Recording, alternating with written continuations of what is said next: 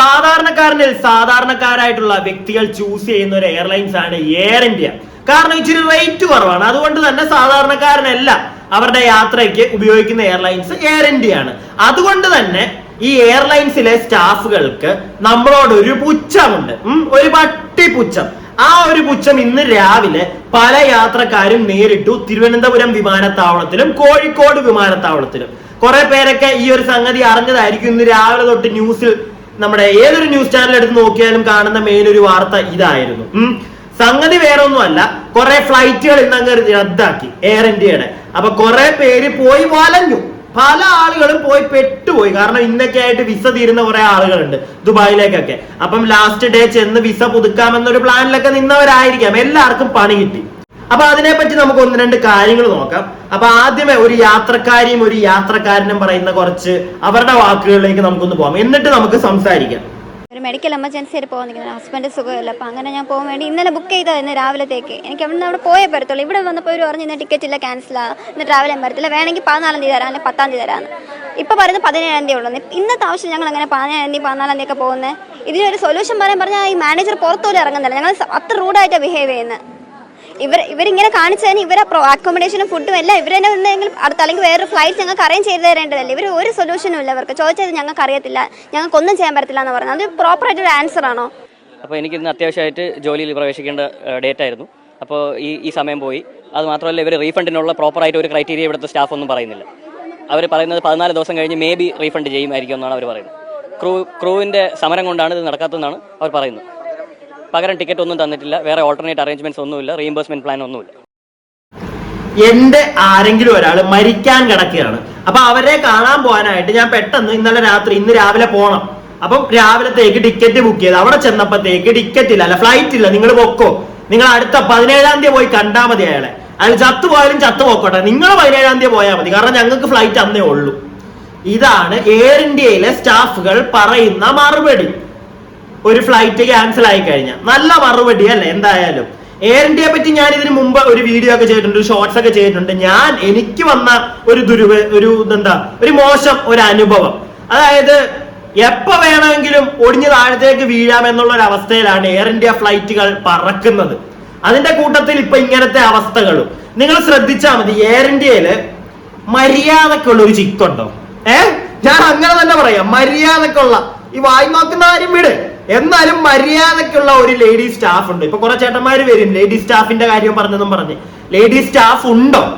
ഇല്ല. ബാക്കി എയർലൈൻസിലേക്ക് നിങ്ങളൊന്ന് നോക്കിക്കേ, നല്ല നല്ല സുന്ദരിമണികളായിട്ടുള്ള എയർലൈൻ സ്റ്റാഫുകൾ കാണും ക്യാബിൻ ക്രൂയിൽ. എന്തുകൊണ്ട് എയർ ഇന്ത്യയിൽ ഇല്ല? ഉണ്ട്, വളരെ ചുരുക്കമാണ്. എന്തുകൊണ്ട് ഇല്ല? കുറവെന്താ? കാരണം എയർ ഇന്ത്യയിൽ വന്ന് പണിയെടുത്താൽ ബാക്കി എയർലൈൻസിൽ കിട്ടുന്ന അത്രയും ശമ്പളം ഇല്ല.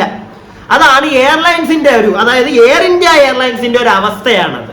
മര്യാദയ്ക്ക് ശമ്പളം പോലും കൊടുക്കുന്നില്ല. ഇങ്ങനെ ശമ്പളം കൊടുക്കാത്തതിന്റെ പുറത്താണ് ഇന്ന് സ്റ്റാഫുകൾ ഇല്ലാതെയായത്.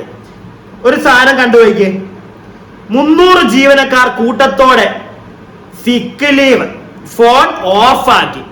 ബുദ്ധിപൂർവ്വം എയർലൈൻസ്, അതായത് എയർ ഇന്ത്യയിലെ സ്റ്റാഫുകൾ ചെയ്ത ഒരു പരിപാടിയാണിത്.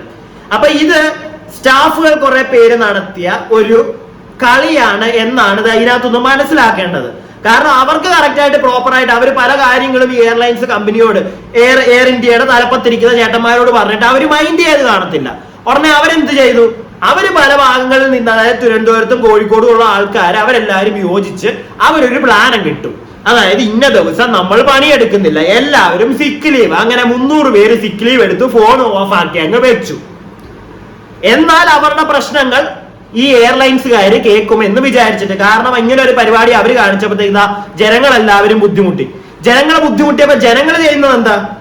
എന്തുകൊണ്ട് അവരെല്ലാരും ലീവ് എടുത്തു? അവർക്കൊരു സപ്പോർട്ടും കൊടുത്തുകൊണ്ട് ചെല്ലുന്നില്ല. അവരതായിരിക്കും പ്രതീക്ഷിച്ചത്. എല്ലാരും ഇങ്ങനെ ലീവ് എടുത്ത് ആരും ഫ്ലൈറ്റ് ഒന്നും ഇല്ലാതിരിക്കുമ്പോഴത്തേക്ക് ജനങ്ങൾ പ്രശ്നം ഉണ്ടാക്കും. ഉടനെ ഈ എയർലൈൻസുകാർ നേരെ അവരെ വിളിച്ച് അവരുടെ ഒരു പ്രോബ്ലം ഒക്കെ സോൾവ് ചെയ്ത് അവരെ നാളെ തൊട്ട് ജോലിക്ക് കയറ്റുമെന്നായിരിക്കും അവര് വിചാരിച്ചത്. പക്ഷെ ഇവിടെ ജനങ്ങളെ ബുദ്ധിമുട്ടിയപ്പോ ജനങ്ങൾ ഒച്ചയും ബഹളം ഉണ്ടാക്കി ചെന്നത് അവിടെ വർക്ക് ചെയ്ത ആളുകൾ കുറച്ചുപേരുണ്ടായിരുന്ന സ്റ്റാഫുകൾ ആ ഉള്ള സ്റ്റാഫുകളുടെ അടുക്കലോട്ട് ചെന്നു. മനസ്സിലായോ? ആ സ്റ്റാഫുകൾ മറ്റേ പുച്ഛവും കൊടുത്തു വിട്ടു. കാരണം അവർക്കൊന്നും ചെയ്യാനില്ല. അവരെന്ത് ചെയ്യാനാ? ജോലി ചെയ്യാൻ ആളുകളില്ല. അപ്പൊ തലപ്പത്തിരിക്കുന്നവന്മാര് വേണം ഇതൊക്കെ ഒന്ന് സോർട്ട് ചെയ്യാൻ. അവരിതൊന്നും സോർട്ട് ചെയ്യാൻ ഇതിനകത്തൊന്നും മൈൻഡ് പോലും ചെയ്യുന്നില്ല. അപ്പൊ അതിനകത്ത് അവിടെ ഇരിക്കുന്ന ഗ്രൗണ്ട് സ്റ്റാഫുകൾ എന്ത് ചെയ്യാനാ? അവർക്ക് പുച്ഛം കൊടുത്ത് ചെല്ലുന്നേരം വിടാനേ പറ്റത്തുള്ളൂ. ഞാൻ നോക്കിയപ്പോ എനിക്ക് തോന്നുന്നു അതാ. പക്ഷെ പുച്ഛം കൊടുത്ത് വിടുക എന്ന് പറഞ്ഞു കഴിഞ്ഞാൽ മാന്യമായിട്ട് പുച്ഛം കൊടുത്ത് വിടണം, കാര്യം പറഞ്ഞു വിടണം. അല്ലാതെ മറ്റേ പോടാ എന്നും പറഞ്ഞ് കൈ വീശി അല്ല ചെല്ലേണ്ടത്. അങ്ങനെ ഒരു ആരും ചെന്നിട്ടില്ല എന്നാണ് അറിഞ്ഞത്. വലിയ മൈൻഡ് ഒന്നും ചെയ്യുന്നില്ല അവിടുത്തെ സ്റ്റാഫുകൾ എന്നാണ് അറിഞ്ഞത്. അവരെന്ത് ചെയ്യാനാ? അവരുടെ സൈഡിൽ നമ്മളൊന്ന് ചിന്തിച്ചു നോക്കണം ഒരു നിമിഷം. എന്ത് ചെയ്യാനാ? മേളിലേക്ക് റിപ്പോർട്ട് ചെയ്യാൻ പറ്റും. റിപ്പോർട്ട് ചെയ്തിട്ട് മേളിലിരിക്കുന്നവന്മാർ വല്ലതും ചെയ്തെങ്കിൽ മാത്രമല്ല ഈ പാവങ്ങൾക്ക് വല്ലതും ചെയ്യാൻ പറ്റത്തുള്ളൂ. റീഫണ്ട് പോലും കൊടുക്കാൻ പറ്റുള്ളൂ. അല്ലാതെ അവിടെ ഇരിക്കുന്നവരുടെ തറവാട്ടിൽ നിന്ന് കൊണ്ടൊന്നും കൊടുക്കാനൊന്നും പറ്റത്തില്ലല്ലോ. അപ്പൊ വേറൊരു ചേച്ചി ഇന്ന് ഇരുന്ന് സംസാരിക്കുന്ന കുറച്ച് കാര്യങ്ങളും കൂടെ ഞാൻ നിങ്ങൾക്ക് കാണിച്ചു തരാം. ഞങ്ങൾക്ക് വന്ന വണ്ടിക്കൂലി വേണം. ടിക്കറ്റ് ഞങ്ങൾക്ക് മറ്റേ ഇപ്പം തന്ന ടിക്കറ്റ് ഒന്നും ഉറപ്പില്ല. 15-ാം തീയതി വരെയും ഉറപ്പില്ലെന്ന് അവർ പറയുന്നത്. അവർ എയർ ഇന്ത്യക്കാർ റദ്ദാക്കിയേക്കുന്നു. ഞങ്ങൾ 4 മണിക്ക് ഇവിടെ വന്നയാ. പത്തനംതിട്ടയിൽ നിന്നും കോന്നിയിൽ നിന്നും കൊട്ടാരക്കരയിൽ നിന്നൊക്കെ വന്നവരുണ്ട്. ഞങ്ങൾ പത്തനംതിട്ടയിൽ നിന്ന് വന്നത്. പത്തനംതിട്ടയിൽ പിന്നെ പോകണം. ഞങ്ങൾക്ക് വണ്ടിക്കൂലി തരണം. ഇനി ഇവിടെ 1 മണിക്കൂറിന് 250 രൂപ വെച്ചാൽ പാർക്കിങ്. വെള്ളം പോലും ഒരു ഗ്ലാസ് വെള്ളം ഈ എയർപോർട്ടിൽ ആരെങ്കിലും തരാനുള്ള മര്യാദ കാണിക്കുന്നുണ്ടോ? കുഞ്ഞുങ്ങളെ കൊണ്ട് എത്ര പേര് ഇരിക്കുന്നു? ഒരു മര്യാദ. ഇവിടെ എല്ലാം 70, 80, 100 രൂപയ്ക്കാണ് വെള്ളം കൊടുക്കുന്നത്. ഒരു ഗ്ലാസ് വെള്ളം കരയുന്ന കുഞ്ഞുങ്ങൾക്ക് 6 മാസം പ്രായമുള്ള കുഞ്ഞുങ്ങളാണ് നിൽക്കുന്നത്. കൊടുക്കുന്നുണ്ടോ? എന്നിട്ട് വലിയ കേമത്തരം പറഞ്ഞുകൊണ്ടിരുന്ന കണ്ണാടി കൊണ്ടകത്ത് കയറി ഇരുന്ന് കഴിഞ്ഞാൽ വെളിയിൽ ഇറങ്ങത്തില്ല. ചോദിക്കാൻ ചെല്ലുമ്പോൾ അവരെ കൊണ്ട് പറ്റത്തില്ല, ഞങ്ങൾ തരുന്ന ടിക്കറ്റിന് നിങ്ങൾ പോയാൽ മതി എന്നാ പറയുന്നത്. ചേച്ചി പറഞ്ഞിട്ട് കാര്യമൊന്നുമില്ല. വെള്ളം പോയിട്ട് തേങ്ങയും ചേച്ചിക്ക് കിട്ടത്തില്ല. വണ്ടിക്കൂലിയാ. ഓപ്പ് കിട്ടും ചേച്ചിക്ക് വണ്ടിക്കൂലി. അവിടെ ഇരുന്ന് കഴിഞ്ഞ് കഴിഞ്ഞാൽ ചേച്ചി ഉണ്ടല്ലോ ആ എയർപോർട്ടിൽ നിന്ന് തന്നെ ലാസ്റ്റ് വെള്ളം മേടിച്ച് കുടിക്കേണ്ട ഒരു അവസ്ഥ വരും. ചേച്ചിക്ക് തന്നെ എക്സ്ട്രാ കാശ് ചെലവാ. അതുകൊണ്ട് എത്രയും പെട്ടെന്ന് കിട്ടുന്ന വണ്ടിയിൽ വീട്ടിൽ പോകാൻ നോക്കുക. എന്നിട്ട് എന്താണോ ടിക്കറ്റ് അവൈലബിൾ ആയിട്ട് അവർ തരുന്നത് അന്ന് വന്ന് കയറി പോവുക. അതാണ് നമ്മുടെ അവസ്ഥ. സാധാരണക്കാരന്റെ അവസ്ഥ അതാ. ചോദിച്ചിട്ടും പ്രത്യേകിച്ച് വലിയ കാര്യമൊന്നുമില്ല. പിന്നെ എയർ ഇന്ത്യ വെള്ളം തന്ന് കുടിച്ചിട്ട് നിങ്ങൾ അവിടെ ഇരുന്ന് തന്നെ, അല്ലെങ്കിൽ എയർ ഇന്ത്യ നിങ്ങൾക്ക് പോകാനുള്ള വണ്ടിക്കൂലി തന്നു തന്നെ. വേറെ ഏതെങ്കിലും ഒരു എമിറേറ്റ്സ് ആണെങ്കിലോ വേറെ അല്ലെങ്കിൽ വിസ്താര ആണെങ്കിലോ അവരൊക്കെ ചിലപ്പോൾ എന്തെങ്കിലുമൊക്കെ ചെയ്യുമായിരിക്കും. എയർ ഇന്ത്യയിൽ നിന്ന് ഒരു തേങ്ങയും പ്രതീക്ഷിക്കണ്ട. പിന്നെ ടാറ്റ ഇപ്പൊ ഏറ്റെടുക്കുന്നുണ്ട്, 10-200 പുതിയ ഫ്ലൈറ്റ് വരുന്നുണ്ട് എന്നൊക്കെ പറയുന്നുണ്ട്. വന്നു വരാതിരിക്കത്തില്ല. ടാറ്റ എന്ന് പറയുന്ന നല്ലൊരു കമ്പനി ആയതുകൊണ്ട് തന്നെ നല്ല സാധനങ്ങൾ അവരുടെ ഇറക്കും എന്ന് പ്രതീക്ഷിക്കണം. എന്തെങ്കിലുമൊക്കെ മാറ്റം വരുമായിരിക്കും എയർ ഇന്ത്യക്ക്. ഇപ്പൊ എന്തായാലും ഒരു തേങ്ങ നിങ്ങൾക്ക് കിട്ടുമെന്ന് പ്രതീക്ഷിക്കണ്ട. ഓക്കെ, എനിക്ക് പേഴ്സണലി തോന്നിയ ഒരു കാര്യം അതാണ്. പിന്നെ വിസ്താര പോലുള്ള കമ്പനികൾ അവര് കൊടുക്കുന്നെങ്കിൽ അവർ അതിന് മാത്രം കാശ് മേടിക്കുന്നുണ്ട്. നമ്മൾ തുച്ഛമായുള്ള കാശിനാണ് ചേച്ചി കയറി പോകുന്നത്. അതുകൊണ്ട് തന്നെയാണ് ഈ തെണ്ടികൾക്ക് നമ്മളെ പുച്ഛം എയർ ഇന്ത്യക്കാർക്ക്. ഓക്കെ, ഫ്ലൈറ്റിൽ എന്റെ ഒരു അനുഭവം ഞാൻ പറയട്ടെ. ഞാൻ ഒരു ഷോർട്സ് ഇട്ട കാര്യം പറഞ്ഞതാണ്. നേരത്തെ ഞാൻ ഒരു ഷോർട്സ് ഇട്ടിട്ടുണ്ടെന്ന് ഞാൻ പറഞ്ഞിട്ടുണ്ടായിരുന്നു. അപ്പം ആ ഷോർട്സിൽ ഞാൻ ചെയ്തൊരു കാര്യം, ഞാനൊരു ദിവസം എയർ ഇന്ത്യയിൽ ദുബായിലേക്ക് പോയപ്പോഴത്തേക്ക് ഞാൻ സത്യം പറഞ്ഞാൽ ഞാൻ വിചാരിച്ചു ഫ്ലൈറ്റ് ഒക്കെ തുറന്ന് മറ്റേ എക്സിറ്റ് വിൻഡോ ഉണ്ടല്ലോ, മെയിൻ നമ്മുടെ എമർജൻസി എക്സിറ്റ്, അതൊക്കെ തുറന്ന് ഞാൻ വെളിയിലോട്ട് പറന്നു പോകുന്നതാണ് ഞാൻ വിചാരിച്ചത്. കാരണം എമർജൻസി എക്സിറ്റിന്റെ തൊട്ടടുത്ത സീറ്റാണ് എനിക്ക് കിട്ടിയത്. ചുമ്മാ ഒന്ന് കൈവച്ചതേ ഉള്ളൂ. അവരത്തേക്ക് ഊരി പറഞ്ഞത് താഴത്തേക്ക് വീഴുന്ന ഞാൻ കണ്ടു. അതാണ് എയർ ഇന്ത്യയുടെ അവസ്ഥ. ഫ്ലൈറ്റിനകത്തെ അവസ്ഥ ഇതാണ്. അപ്പൊ ഫ്ലൈറ്റിന് വെളിയിൽ ഫ്ലൈറ്റ് ഒന്ന് ഡിലേ ആയെന്ന് പറഞ്ഞ് അവിടെ കിടന്ന് ഒച്ച വെച്ചിട്ട് ഒരു തേങ്ങയും അവര് ചെയ്ത് തരത്തില്ല. ഞാൻ എന്റെ മെയിൻ പോയിന്റ് അതാണ്. ഒന്നും അവര് ചെയ്തു തരത്തില്ല. ഇപ്പൊ 17-ാം തീയതി ഒക്കെ ആകുമ്പോഴേ ടിക്കറ്റ് ഉള്ളതെന്നൊക്കെ അവര് പറയുന്നത്. അപ്പത്തേക്ക് ടിക്കറ്റ് കിട്ടിയാൽ കേറിപ്പോ കുറെ പേർക്കൊക്കെ റീഫണ്ട് ചെയ്ത് കൊടുത്തു എന്ന് പറയുന്നുണ്ട്. എന്നത്തേക്കാ പൈസ അവരുടെ കയ്യിലേക്ക് കിട്ടും എന്നും കൂടെ ഒന്ന് നമുക്ക് നോക്കേണ്ടതാണ്. കിട്ടും, പക്ഷേ അത് അവരുടെ ഇഷ്ടം പോലെ ആയിരിക്കും കിട്ടുന്നത്. നമുക്ക് ആവശ്യമുള്ളപ്പോഴൊന്നും ആയിരിക്കത്തില്ല കിട്ടുന്നത്. ഓക്കെ, അതാണ് എനിക്ക് പേഴ്സണലി ഈ ഒരു വിഷയത്തിൽ തോന്നിയ കുറച്ച് കാര്യങ്ങൾ. വലിയ മാറ്റങ്ങളൊന്നും സംഭവിക്കാൻ എയർ ഇന്ത്യയുടെ ഭാഗത്തുനിന്ന് ഞാൻ കാണുന്നില്ല.